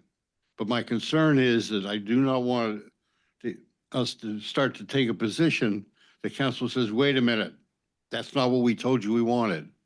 So I think we need to have a discussion with council about it also, because they're the ones who did this. We need to make sure they're comfortable with whatever we're thinking of doing. Well, what I would suggest on that, Bob, is we handle it the way we've been handling all other project decisions. And that is for us to make our best choice here and then make that suggestion. Let it be known to town council what we're suggesting, what we've voted on to go forward with, and then get a reaction on that. I don't want to send this round and round and round. I think we can treat it like any other decision that we've been doing. That's fine. Okay. But I'm not sure we're ready to make a decision tonight. I think, I think we all need to think about the different options. I want to make sure that in terms of ordering this sign, we can wait to a building committee meeting. Anthony, is that okay? I think the lead time on the sign was 6 to 8 weeks from approval. Oh, so we're okay. So we're okay. I think the drop dead date you would have probably sometime in mid-December. I think, just in case. I don't know if usually lead times change, but I think sometime mid-December, I think we should be okay. All right. So essentially, we'd be looking at Suggs Library for that sign. It's a one-sided sign, correct, Jeff? Right. It is at an angle, so Yeah. it's, so it can be read from Tungus Avenue once you reach a certain point. Yeah, it's and- rotated towards the church, so it's more exposure to the town hall in that intersection. So we discussed that was it 2 meetings ago? I showed you the renderings, axonometrics. I think we all understood Yeah. that it would be somewhat viewable, not Yeah, flat actually- on like the south, but Right. Well, actually, the modifications to the plaza and the wall because of the MDC pipe has helped us out there. It angled yeah, the it wall helps us, over. yeah. So the sign is really, more facing town hall. Now, I had gone through all the signage here, so what I'm gathering from everybody, and we can open that up, is the Bloomfield Public Library parking will still be the name over the parking garage areas? Well, we got another we hand just- up. Ava, I'll let Ava Yeah, okay. speak. Thanks, Mr. Chair, and thanks, Jeff, for hanging on a second. As you know, the board and the library staff only recently became aware of the intended name change. There are a lot of moving parts here, but I need to stress that the trustees are waiting for clarification from the council in terms of the recognition that they're envisioning, as well as the availability of the funding that has been mentioned to realize the project. We have yet to formally hear from them on this topic. So right now, although we have been brainstorming furiously, and I have spent much of today doing research on the way other libraries, both in Connecticut and throughout the country have handled projects of this type. So it seems like a bit early for some of these conversations because we really need to hear from the council on this, and we have not.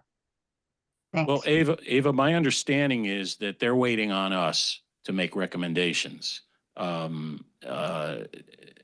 for, what we think would be proper here. And that would also include the dedication, as they've put it, of the first floor to Levi Prosser and family. And we can talk about that as well.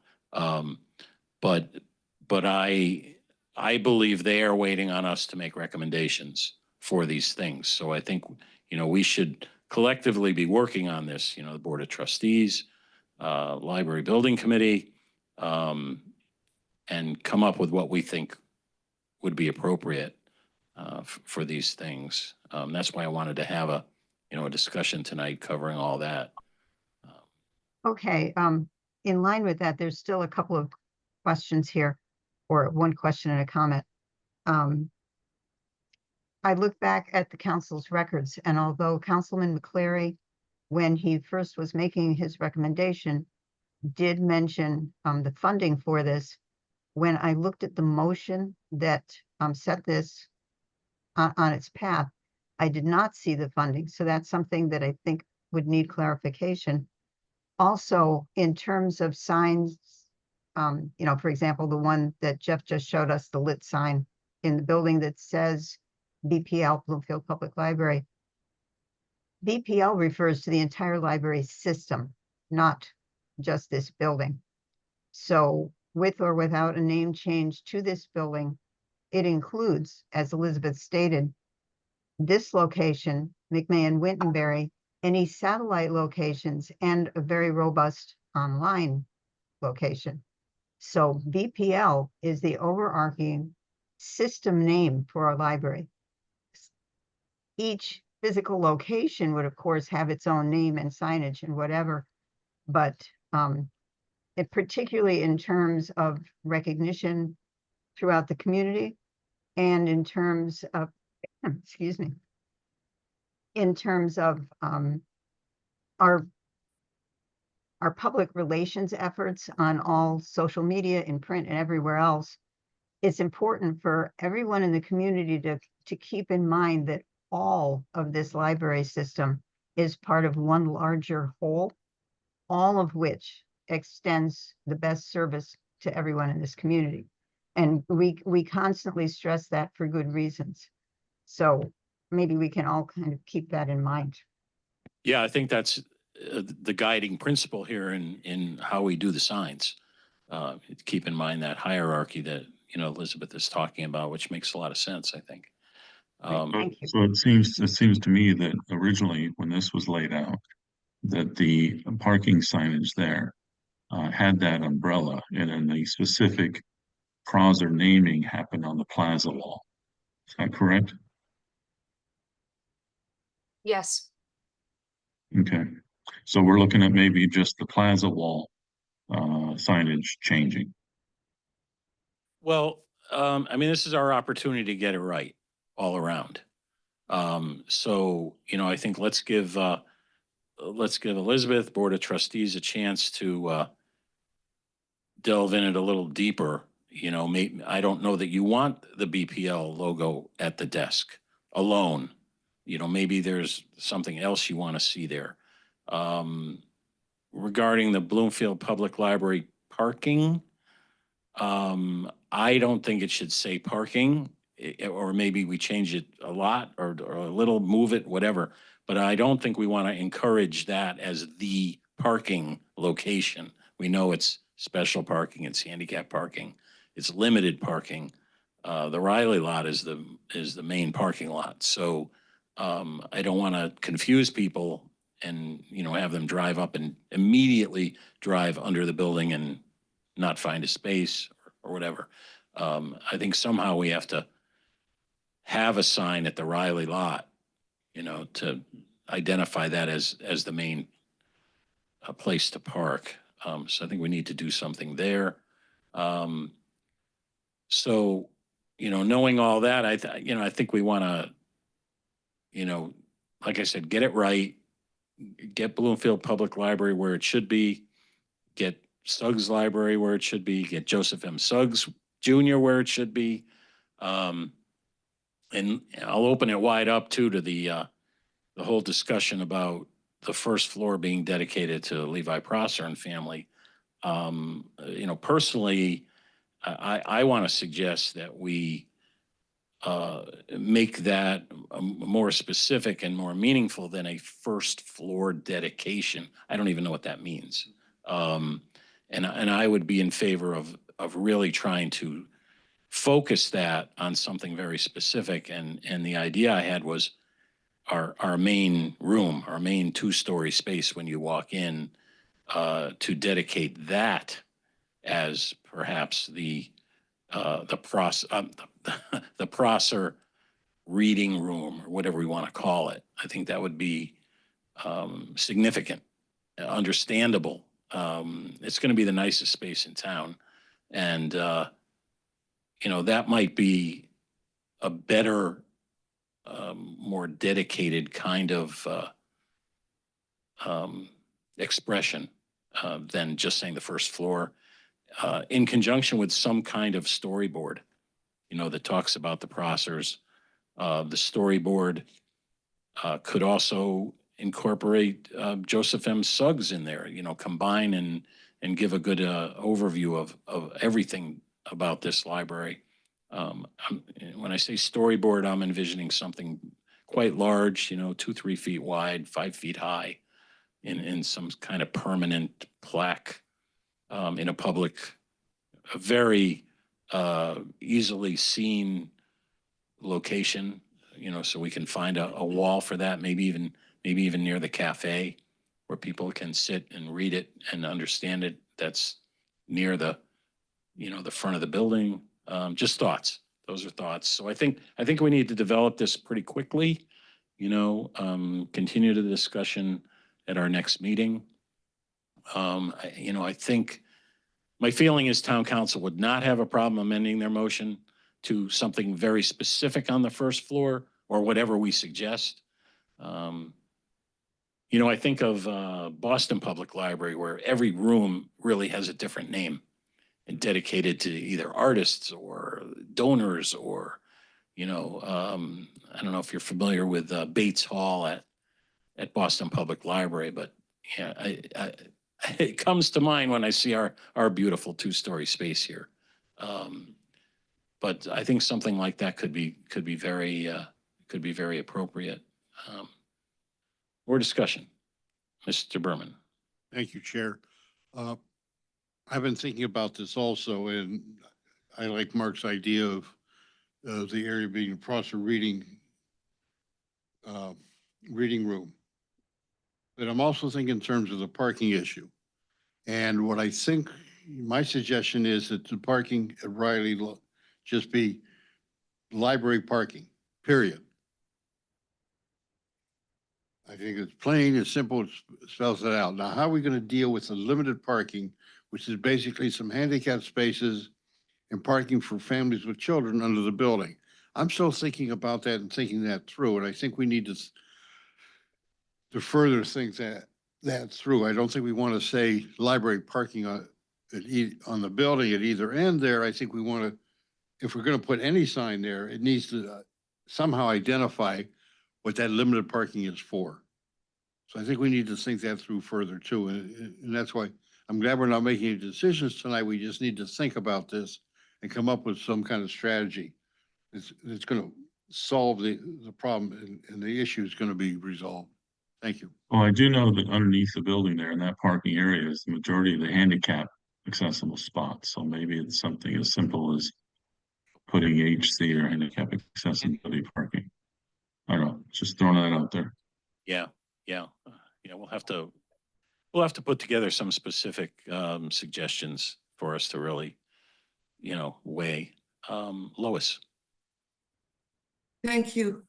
I agree that we don't want to focus underneath the building as the main parking. We do have to work that out.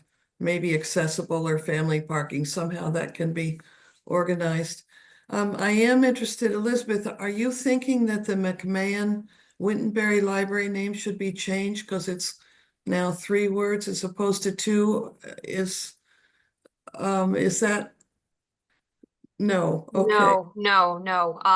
You know, so McMahon Wittenberry Library, it is what it is. You know, it's both a location name and a name. And it is what it is. No changes to that library, no. So I've been thinking about that idea too. It seems to me that Prosser is practically a location name since the 1800s. And would it be possible to treat it like Wintonberry and call it the Suggs Prosser Library? Because then people wouldn't lose the idea of where it is. Just that's, again, it's just a thought. Yes. It would get you down to 3 words as opposed to 6. It would match McMahon Wittenberry Library, I agree. And I do also agree that Prosser has become a geographic location in addition to a name. That being said, whatever council decides, we will move forward with. And we are excited to roll this library out to pomp and circumstance. It's been long in the making, and I'm hopeful that the naming convention is successful, whatever we decide in. I did have one question. Is the parking underneath, I can't remember, it is only one direction, correct? No, it's 2-way. Oh, it is 2 ways, so people Yes. could go in and then have to immediately turn around and come out? No, it's 2-way, so you would drive all the way through and come Oh, out. either way, you can drive all the way through? Yes, Okay, yes. got it. Yeah, yeah. Oh, and then there was just gonna note one more thing, the Downtown Library of Hartford Public Library, they also have a very small parking lot on the back of their library, and they somehow make that work, in an urban environment. So I'm wondering if it'll just take time for our public to adapt to that. But I guess time will tell. Maybe you can ask, what they have for signs there that they find helpful. They may not, like you said, it may just be something people learn about over time, but we do get a lot of visitors from out of town, you know, that coming for the first time. So, Ava. Oops. Thanks. I seem to remember a conversation about this, but it was a while ago. Were we thinking about some signs in the area under the library building saying additional parking available at, or main parking lot at, or something like that, so that people know if they don't find a spot right under the back of the library, it's not like, well, go sit on the street and wait till somebody pulls out, you know, that they would know to go to the Riley site where there's lots of parking. Yeah, that sounds very logical, to have that. So, you know, somewhere visible, you know, without creating a sign jungle, you know, outside the building, but yes, I think that's important. Maybe something like main parking sign. Yeah, we can come up with something there. Okay, Lois. I also think that the bridge in and of itself is going to be pretty obvious. And people will know that they can park and cross the bridge. I think people will think that's fun. Maybe not so much in the middle of winter, but I think the rest of the time, people, long as they're not pushing more than 3 baby carriages, the kids will want to go across the bridge.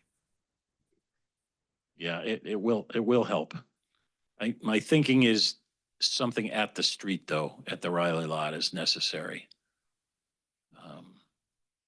As well. So Patrick. Yes, okay. Thank you, Chair. I just wanted to clarify one thing, back to what Ava mentioned earlier about the funding that town council approved.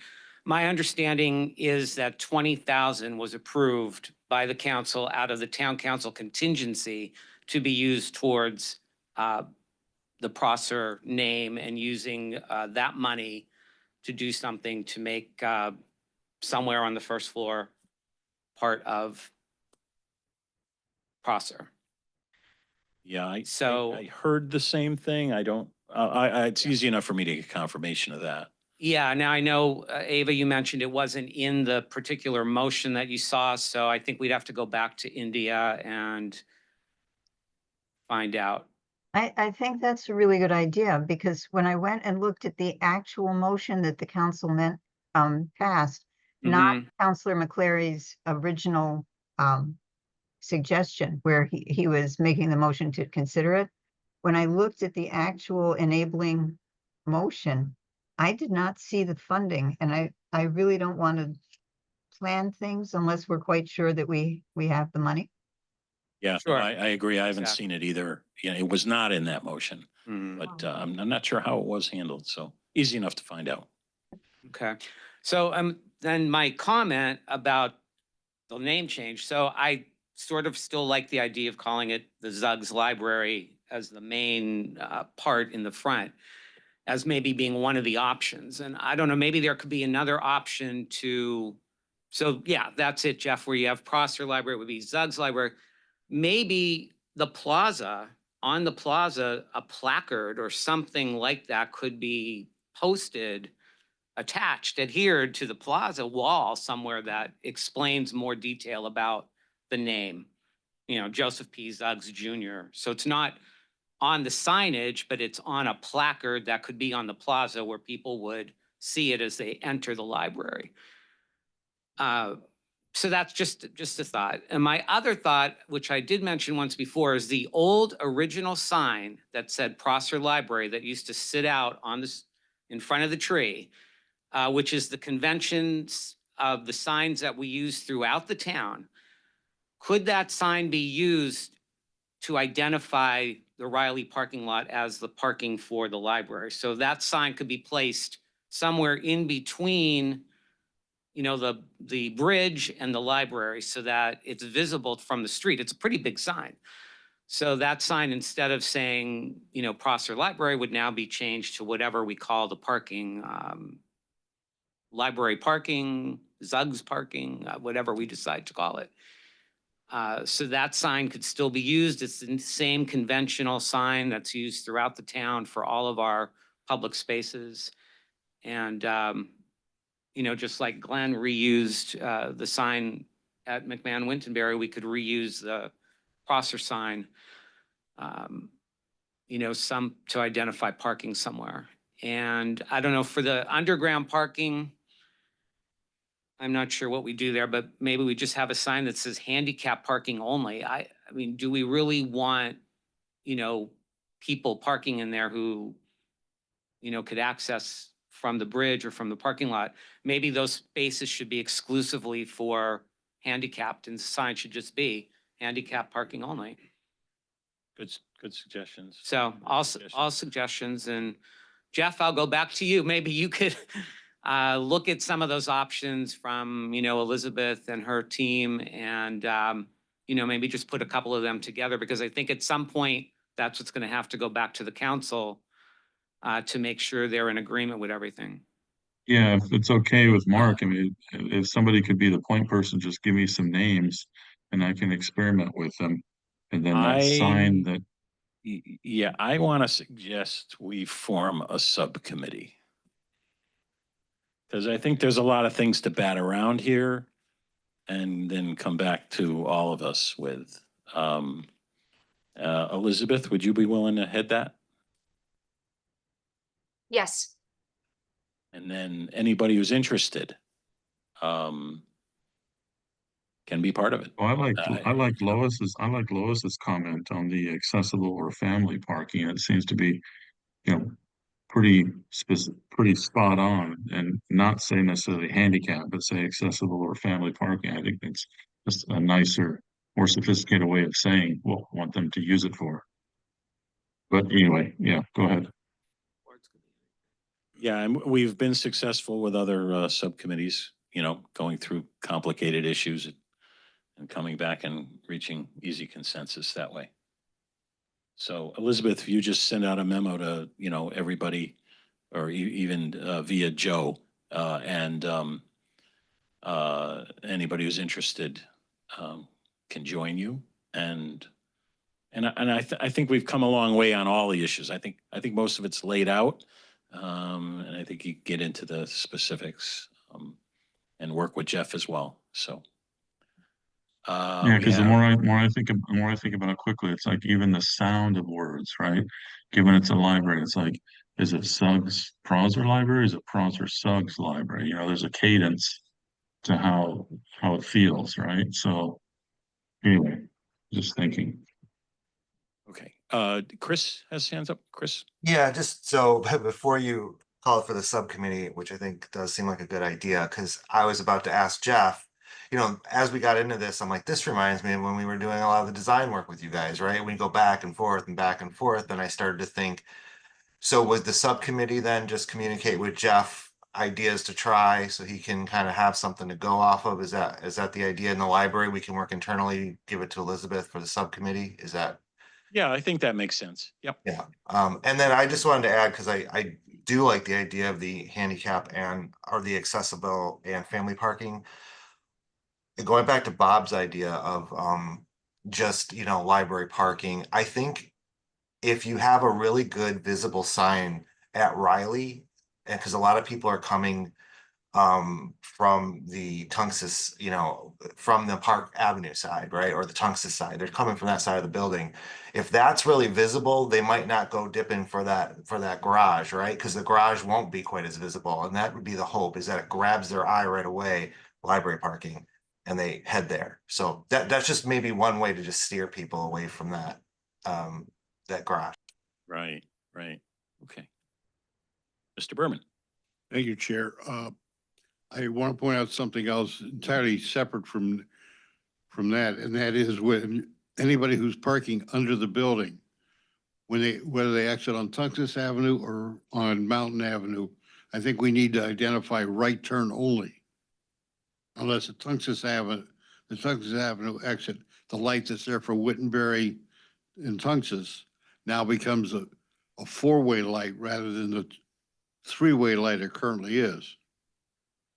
We've been through all that, and I think we need to revisit, you know, what we had decided. Because there was some lines to be painted in the road as part of this project, and so, you know, this all has been thought through already. And I get a stomach ache thinking about talking about it tonight, so, No, yeah. Yes, yeah, so, I but just- but we should remind ourselves of Yeah, what we there's so gonna be some issues. intelligently decided in the past. Yeah, there's gonna be some issues. Not just certain rush hour times. Oh, yeah, There's a lot of traffic. that's a complicated It's intersection. a very complicated, they're Yeah. both complicated intersections. All right, so I think we have a direction here, and it's exciting. A lot of good stuff there. All right, Jeff, you all set? I think the only big thing, and I think we're all itching for an update. Joe, maybe you can help us out with that, with the DCD funding for the furniture FF&E. Because I think I asked Jeanette for an update, and she said that you have some more information on that, potentially. The potential information that I have is that I heard from Wes, who gave us what we needed to provide to him, which I did. And I asked him, now that he has it, can we get his approval to move forward with the RFP? That was Friday. Okay, so we're waiting again, but it's, Waiting again. should be the final wait. This should be the final one because there's nothing else that's pending now. Okay, so once we do go out to bid, we will be continuing to look at, Sean will be continuing to look at our schedule to make sure all those pieces fit together, with furniture installation and et cetera, so. I'm sending him out a reminder again tomorrow. Okay. Actually in my calendar, too. All right, Jeff, you good? You're muted, Yeah, I'm Jeff. good. Thank you. Okay, thank you. And that was a perfect lead in to go to Sean, who's always waits patiently here. Thank you, Mr. Chair. Before I start, I just wanted to, those of you that are looking on the screen, you probably see my name twice. A colleague of mine, Aya El Neen, is on the meeting tonight, also with Colliers. Those of you in the room probably can't see her. Hey, I'll give you the spelling after Aya El Neen. Aya will be working with me during the moves, the actual moves. So I've been introducing her around. Some of you have met her before. So just getting her involved in the process during the actual move time, you'll see more of Aya. Thank you,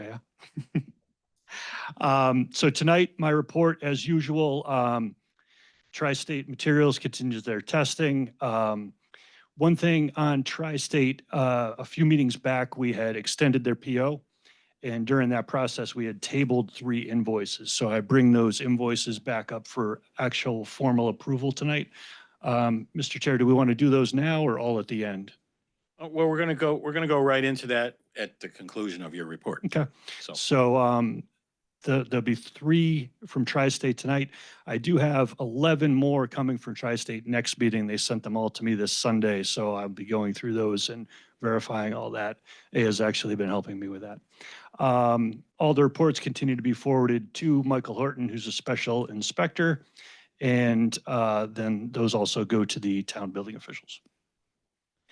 In terms of commissioning, as Anthony mentioned, Van Zelm has been involved in the process. They've been doing their site visits, making their recommendations from a commissioning perspective. They also owe us an invoice that we sent back to them for more description. So I keep following up with them on that as well. But they are all contract work as well. So possibly I could just attach their original proposal with the invoices for clarification.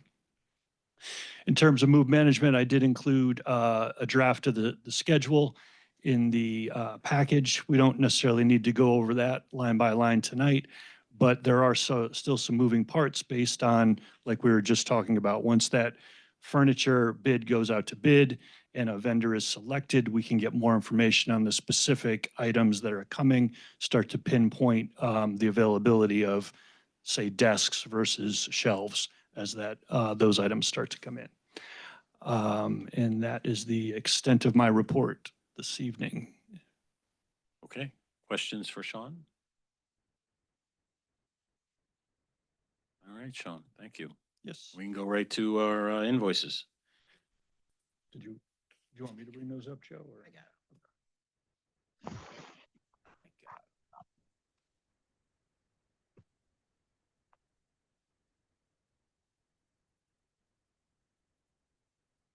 All right.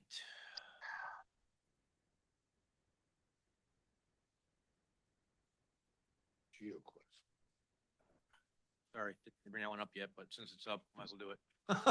Apologies. So if I could speak to that, Sure. Mr. Chair. Please. So GeoQuest wasn't something that Colliers oversaw from the beginning, but I was asked by the committee to review this invoice, and I worked with Downs to confirm which timeframes were for which piles. And I think that was Patrick's question on that. So we've identified which groups of tests were for the change orders versus contract work. So everything does line up and coincide with.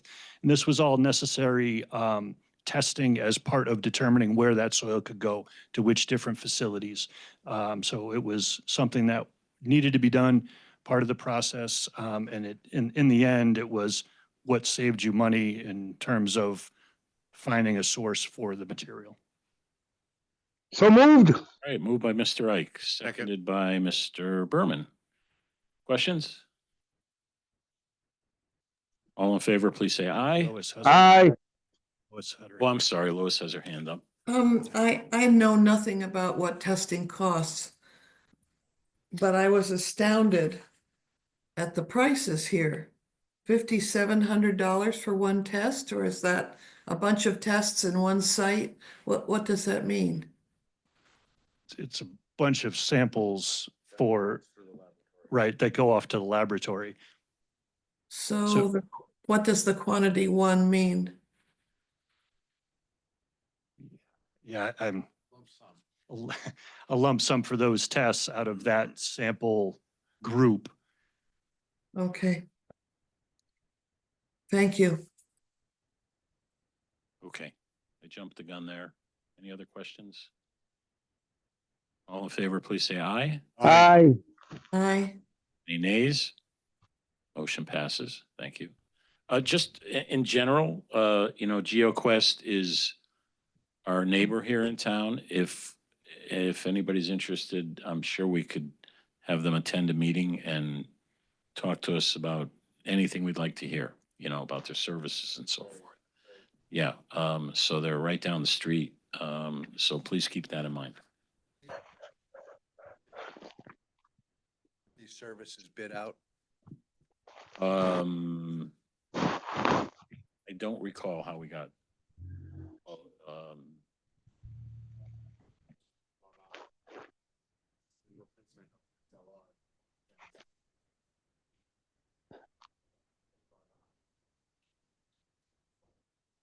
Oh, right. I don't have a good answer. Sorry about that. Okay, next.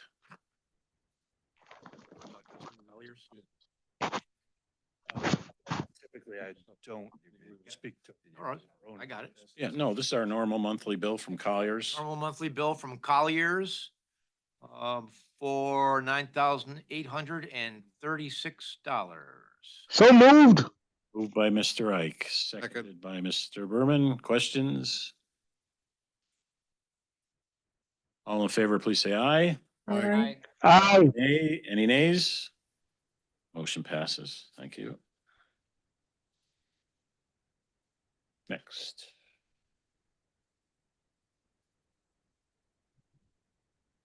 Next would be the TSKP Which one? for Rosser Suggs.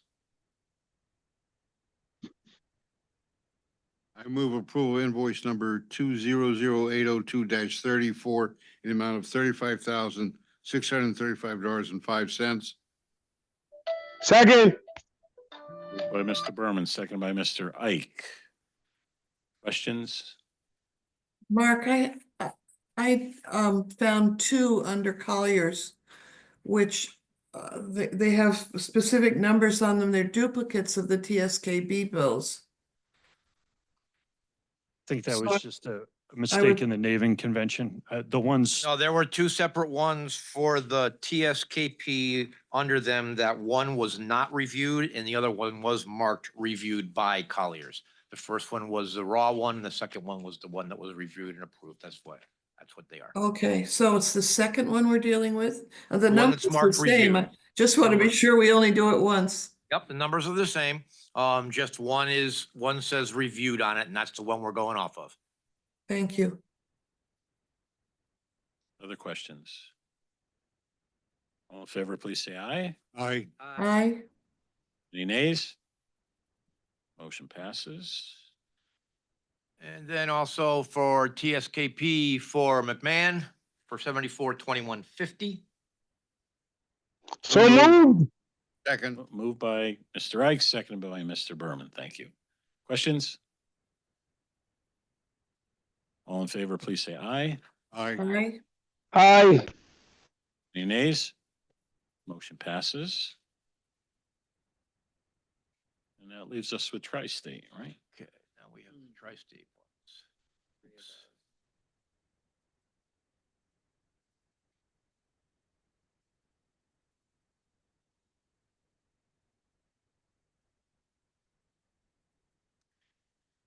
Which one is that, Joe?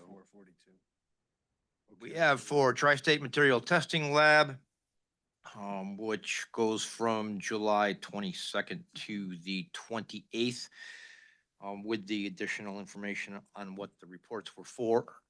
Below that, listed down at the bottom, which I will scroll down to, and this was a total of 2442. So moved. Moved by Mr. Ike. Second. Second by Mr. Berman. Sean? just one comment on this particular one, Joe. This one didn't show up on the tri-state statement So I wasn't sure if it maybe got inadvertently paid, so we just double check that we don't pay it twice if it's approved. I know we held it when it came in last time because there wasn't information on it. Correct. Other questions? All in favor, please say aye. Aye. Aye. Any nays? Motion passes. Also from Tri-State testing from 7/29 until 8/9, excuse me, 8/8, for 2382. So moved. By Mr. Ike, Second. second by Mr. Berman. Questions? All in favor, please say aye. Aye. Aye. Aye. Any nays? Motion passes. And then the final one that I have is also TSMT. And that's for 8/13 to 8/22 for $2,086. So moved. Moved by Mr. Ike. Second. Seconded by Mr. Berman. Questions? All in favor, please say aye. Aye. Aye. Aye. Any nays? Motion passes. All right, those are all of our invoices. Other comments? Any other items from committee members? We covered a lot tonight. I appreciate it. Meetings coming up. We have a meeting scheduled for November 27th, which is the night before Thanksgiving. We talked about that. I will be canceling that meeting and calling for a special meeting on December 4th. And then that will be followed by December 11th on our schedule. You're gonna do one 2 weeks in a row? Maybe. I mean, we're calling for it now. I don't want to make a decision about December 11th yet. We'll see where we go, whether we need that or not. Okay. Okay, so we are on to public comments. Do we have any hands up from the public? We have people from the public? Person. Okay, thank you for attending. I want to wish everybody a very happy Thanksgiving. And do we have a motion to adjourn? So moved. Oh, you guys, I'm sorry. I did have two things to share. I missed Okay. that call. No, I- too late. No, go ahead. I just wanted to share that our friends in Hartford, their downtown library, the first phase of their project is coming to a completion and they're having a reopening on November 20th at 11 a.m. and we are all invited if anybody wants to attend. And then Southington is also having their grand opening on December 7th at 10 a.m. if anybody wants to attend. I know a few members of the BPL leadership team will be there and let us know if you want to join us. That was December 7th at 10 a.m.? Yes. Thank you. Southington. Okay, That part. thank you for sharing that. Last call. Anything else from committee members? All right, do we have a motion to adjourn? So moved. By Mr. Berman, seconded by Mr. Ike. All in favor of adjourning, say aye. Aye. All right, we are adjourned. Thank you, everybody. Good night, everyone. Thank you. All right. The quicker the pile, the longer it takes.